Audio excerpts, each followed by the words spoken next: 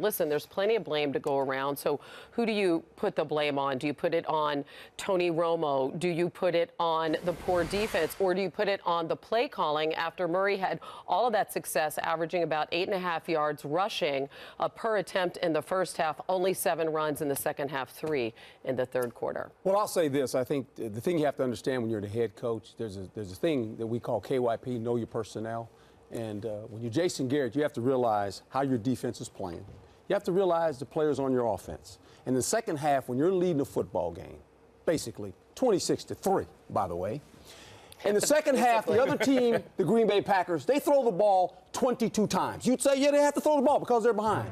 You threw it 23 times and only ran it 7.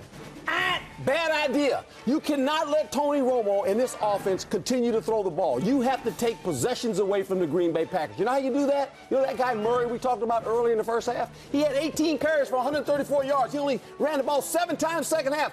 That's the wrong answer. You've got to run the football. Everybody knows it. Jason Garrett knows it. We'll put this on Tony Romo saying, well, he should have threw it over here. Tony Romo should have even been in the mix. This game should have been done. The Green Bay Packers, no way they should have had 12 possessions in this game. They should have had 10 possessions. And they would have had 10 possessions if you run the ball. But no, you threw the ball. So who do you blame? I think in principle, I'll agree with you. They needed to run the football more the way they were. But they called a running play late in that game on the Shields interception.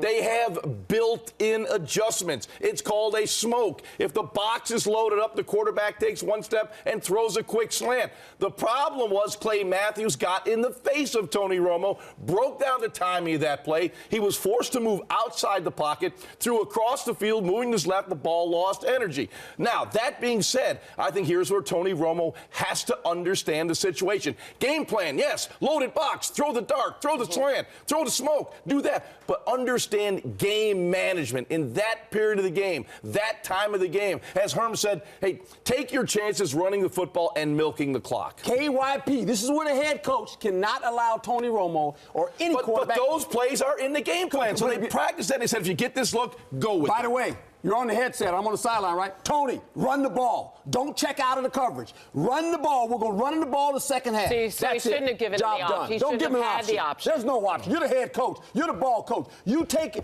command of the sideline and the play calls. In the Super Bowl, Joe Flacco had a 4th and 1. They threw a back shoulder fade. You know why? Because they said if that's the look you get, that's the play you run. So who knows if Tony Romo said, when you get this look, you run the smoke. What I told you in the beginning, KYP, know your personnel. Yeah. Okay. And that personnel. He doesn't give up, does he? No. Personnel. That personnel, Tony Romo, 13-21, if you include the postseason starts in his career, when you're talking about games in December and January. How do you explain his late game blunders? Because it's not just one game. It's not just 2 games. We have a consistent pattern here.